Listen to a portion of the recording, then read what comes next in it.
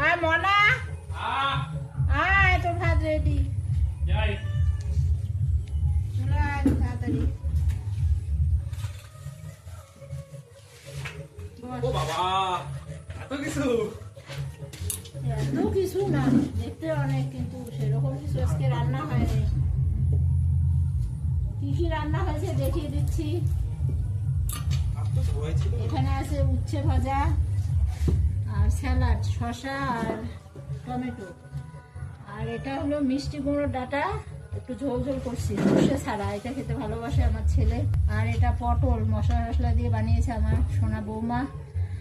আর এটা পাবদা মাছ, পাবদা মাছগুলো খুব বড় ছিল, তাই মাঝখানে কেটে এরকম করে নিয়েছি। তো বন্ধুরা ছেলে খাচ্ছে, খেয়ে বলুক কোনটা কিরকম হয়েছে। প্রথমে তো উচ্ছে ভাজা দিয়ে এটাও ভালো লাগে, এটাতে রুচি করে।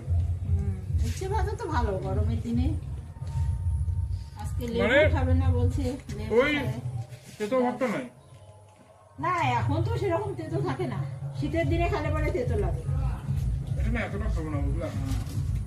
হ্যাঁ একটু তুলে দাও, অতটা খাবো। এই ডাটা খাবি, ডাটা খেতে হয়।